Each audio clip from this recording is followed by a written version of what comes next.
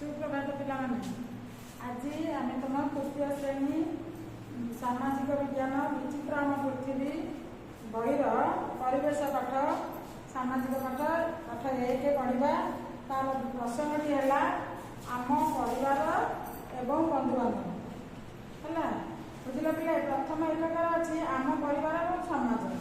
ଆମେ ଆମ ସମାଜ ସହିତ କିପରି ଆମର ସମ୍ପର୍କ ଅଛି ତାହା ତମମାନେ ଶୁଣ। ଏଇ ଏକକରେ ମୁଁ କିଛି ପଢ଼ଉଛି। ଆମେ ସମସ୍ତେ ବିଭିନ୍ନ ପରିବାରରୁ ଆସିଛୁ। ବିଭିନ୍ନ ଆମେ ପରସ୍ପର ନିକଟତର ହୋଇ ସାହାଯ୍ୟ ଏବଂ ସହଯୋଗ କରି ସମାଜରେ ରହିଛୁ। ଆମେ ସମସ୍ତେ ମିଶି ବିଭିନ୍ନ ପ୍ରକାର ଗଛ ଲଗାଇଥାଉ ଏବଂ ଜୀବଜନ୍ତୁଙ୍କ ଯତ୍ନ ମଧ୍ୟ ନେଇଥାଉ, ଯାହା ଆମ ପରିବେଶର ସୁରକ୍ଷାରେ ସହାୟକ ହୋଇଥାଏ। ପାରସ୍ପରିକ ସହାୟତା ଏବଂ ସାମୂହିକ ପ୍ରୟାସ ମାଧ୍ୟମରେ ଆମେ ଜୀବନ୍ତ ଏବଂ ସୌହାର୍ଦ୍ଦ୍ୟପୂର୍ଣ୍ଣ ସମାଜ ଗଠନ କରିଥାଉ। ବୁଝିଲେ ପିଲେ, ଆମେ ଆମ ସମାଜ ସହିତ କିପରି ଭାବରେ ନିଜକୁ ଖାପ ଖୁଆଇ ଚଳିବା ଏବଂ ସମାଜରେ କିପରି ପରସ୍ପର ମଧ୍ୟରେ ସୁସମ୍ପର୍କ ସ୍ଥାପନ କରିବା ଆଉ ଅନ୍ୟ ଜଣେ ଅନ୍ୟ ଜଣଙ୍କ ପ୍ରତି ନିବିଡ଼ତର ହେବା, ଏହା ଆମେ ସମାଜଠାରୁ ଶିଖିଥାଉ। ଏହି ଏକକରେ ଆମେ ପରିବାର ଏବଂ ସମାଜର ଅନେକ ଦିଗକୁ ଅନୁସନ୍ଧାନ କରିବା ସହିତ ଆମର ସହଯୋଗପୂର୍ଣ୍ଣ କାର୍ଯ୍ୟ ଏବଂ ପାରସ୍ପରିକ ସମର୍ଥନ ଉପରେ ମଧ୍ୟ ଆଲୋକପାତ କରାଯାଇଛି। ଆମେ ଆମ ଚତୁଃପାର୍ଶ୍ୱକୁ ରକ୍ଷଣାବେକ୍ଷଣ କରିବା ଓ ଯତ୍ନ ନେବା ସହିତ ଖାଦ୍ୟ ପୋଷାକ ଆଦି ଯୋଗାଉଥିବା ଉଦ୍ଭିଦ ଜୀବଜନ୍ତୁଙ୍କୁ ସୁରକ୍ଷିତ ରଖିବା ପାଇଁ ଉତ୍ସର୍ଗୀକୃତ ଅଟୁ। ଉତ୍ସବ ମେଳା ଓ ପର୍ବପର୍ବାଣି ଆମେ ଏକାଠି ହୋଇ ଖେଳିବା, ଗୀତ ଗାଇବା ଏବଂ ନୃତ୍ୟ କରିବା ସହ ସୂର୍ଯ୍ୟ, ଚନ୍ଦ୍ର, ବାୟୁ, ଜଳ ଏବଂ ମୃତ୍ତିକା ସମେତ ପ୍ରାକୃତିକ ଉପାଦାନ ଗୁଡ଼ିକୁ ସମ୍ମାନ ଦେଇ କୃତଜ୍ଞତା ପ୍ରକାଶ କରିଥାଉ। ଦେଖ ପିଲେ, ପରିବାର ଏବଂ ବନ୍ଧୁବାନ୍ଧବ ପାଠ 1ଟି ଆମେ ଦେଖିବା। ବର୍ତ୍ତମାନ ପଢ଼େଇବା ପରିବାର। ଏଇ ବହିଟି ତମେ ଦେଖୁଛ, ଏଇଟା ହେଉଛି ଗୋଟିଏ ପରିବାରର ଚିତ୍ର। ଏଇ ପରିବାରରେ କିଏ ସେ ଅଛନ୍ତି ନା ଏକାଠି ପରିବାରରେ କିଏ କିଏ ଅଛନ୍ତି ମୁଁ ଏ ବିଷୟଟି ପଢ଼ୁଛି। ଏକାଠି ଖେଳିବା। ନମସ୍କାର, ମୋ ଘରକୁ ସ୍ୱାଗତ। ମୋ ନାଁ ସ୍ନେହା। ମୋର 2 ଭାଇ ଅଛନ୍ତି। ବଡ଼ ଭାଇଙ୍କ ନାମ ଶ୍ୟାମ ଏବଂ ଛୋଟ ଭାଇଙ୍କର ନାମ ସୁରଜ। ଆମକୁ ବାହାରେ ଏକାଠି ଲୁଚକାଳି ଲୁଚିବା ଏବଂ ଖେଳିବାକୁ ମଜା ଲାଗେ। ଲୁଚକାଳି କେମିତି ଖେଳାଯାଏ ତୁମେ ଜାଣିଛ କି? ଦେଖ ପିଲେ, ଇଏ ହେଉଛନ୍ତି ସ୍ନେହା, ସ୍ନେହାର ମା, ସ୍ନେହାର ବଡ଼ ଭାଇ ଶ୍ୟାମ ଏବଂ ସାନ ଭାଇ ସୁରଜ, ତା ଜେଜେମା ଆଉ ତା ବାପା ମଧ୍ୟ ତାଙ୍କ ପରିବାରରେ ଅଛନ୍ତି। ସେମାନେ ଗୋଟିଏ ପରିବାରରେ ମିଳିମିଶି ଏକାଠି ରୁହନ୍ତି, ଖୁସିବାସି କରନ୍ତି ଏବଂ ଭାଇ ଭଉଣୀ ମଧ୍ୟରେ ଲୁଚକାଳି ଖେଳ ହୁଏ। ତୁମେ ଜାଣିଛ ଲୁଚକାଳି ଖେଳ କେମିତି ହୁଏ? ଲୁଚକାଳି ଖେଳ ଜଣଙ୍କର ଆଖି ବୁଜା ହେବ, ଆଉ ଅନ୍ୟମାନେ ସବୁ ଲୁଚିବେ। ତାପରେ ସିଏ ତା ଆଖି ପିଟିଆ ଦିଆଯିବ। ସେମାନେ କୋଉଠି ଲୁଚିଛନ୍ତି ସିଏ ଯାଇକି ତାକୁ ଖୋଜିକି ଯାହାକୁ ଚୁନ ସିଏ ତାପରେ ଚୋର ହବ। ଏଇଟା ହେଉଛି ସେଇମାନେ ଏଇଭଳି ପିଲାଦିନେ ଲୁଚକାଳି ଖେଳ ଖେଳନ୍ତି। ତୁମେମାନେ ମଧ୍ୟ ଲୁଚକାଳି ଖେଳ ଖେଳିଛ ନା ନାହିଁ? ଆମର ସ୍କୁଲରେ ବି ଖେଳ ହେଉଛି ଲୁଚକାଳି ଖେଳ। ତେଣୁ ଦେଖ, ତାପରେ ନେକ୍ସଟ ପୃଷ୍ଠା ମୁଁ ଦେଖୁଛି। ଦେଖ, ଘରେ ଆମେ ସମସ୍ତେ ସୁରଜ ସହ ଲୁଚକାଳି ଖେଳିବା ପାଇଁ ଭଲ ପାଉ। ଆମେ ଆମ ଘର ବାହାରେ ଥିବା ଖୋଲା ସ୍ଥାନରେ ଖେଳୁ। ପିଲାମାନେ, ଆମେ ଖେଳିବା ପାଇଁ ପ୍ରକୃତରେ ଖୋଲା ସ୍ଥାନରେ ହିଁ ଖେଳିବା।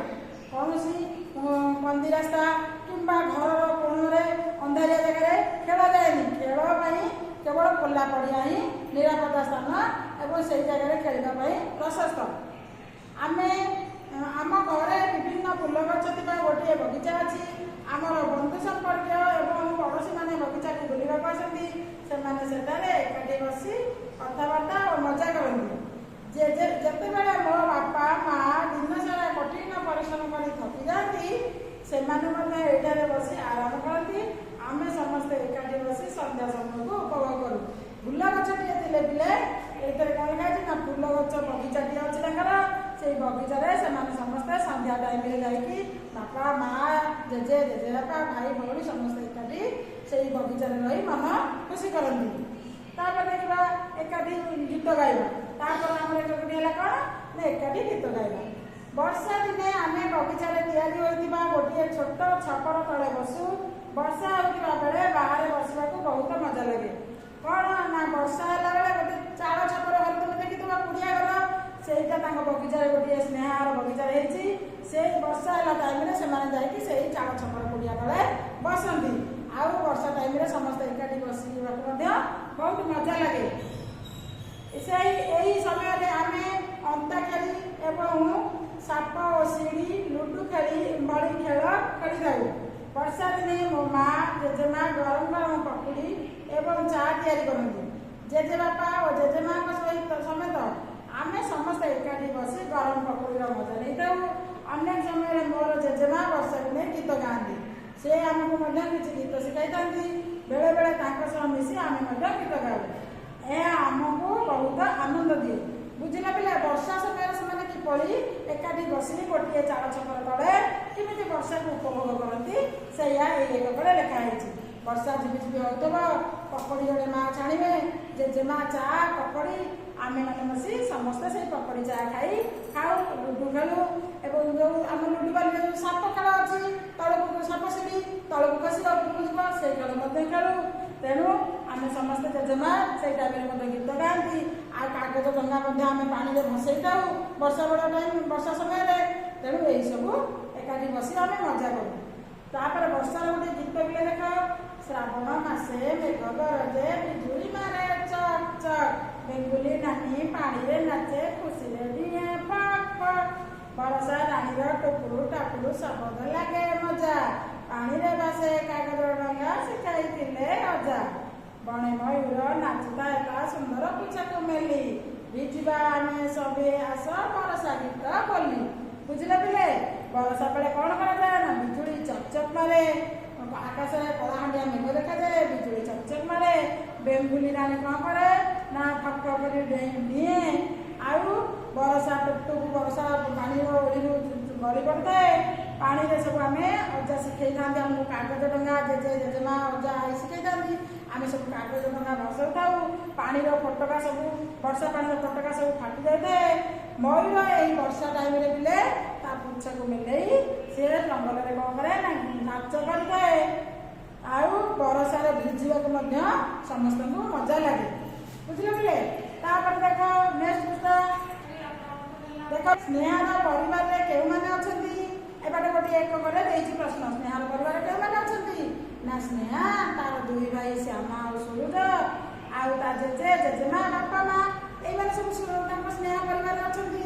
ଝିପିଝିପି ବର୍ଷା ହେଉଥିଲେ ଆମେ କ'ଣ କରିବାକୁ ଭଲ ପାଉ ନା ଝିପିଝିପି ବର୍ଷା ବେଳେ ଆମେ କାଗଜ ଡଙ୍ଗା ବସେଇଥାଉ, ପକୋଡ଼ି ଚାହା ଖାଇଥାଉ, ଆଉ ଲୁଡୁ ବାଲି ଚାଷ ଆଦି ଖେଳ ଖେଳିଥାଉ, ବର୍ଷାର ଗୀତ ବୋଲିଥାଉ। ଆଉ ଜେଜେ ମଧ୍ୟ ବର୍ଷାର ଗପ ଆମକୁ ଶୁଣେଇଥାନ୍ତି। ବର୍ଷା ହେଲେ ତୁମ ପରିବାରର ସଦସ୍ୟମାନେ କ'ଣ କରନ୍ତି? ଆମ ପରିବାରର ସଦସ୍ୟମାନେ ସମସ୍ତେ ଆମେ ମିଳିମିଶି ଗୋଟିଏ ଜାଗାରେ ବସି ବର୍ଷାରେ ମଜା କରିଥାଉ। ଏହିସବୁ ଯେଉଁ ପିଲା ଲେଖା ହେଇଛି, ଏଇ ପ୍ରଶ୍ନଟିର ଉତ୍ତର ଗୁଡ଼ିକ ମୁଁ ତୁମକୁ PDF ଆକାରରେ ଛାଡ଼ିଦେବି। ତୁମମାନେ ସମସ୍ତେ ସାମାଜିକ ଖାତାରେ ଲେଖିଦେବ। ରହୁଛି ପିଲେ, ଧନ୍ୟବାଦ।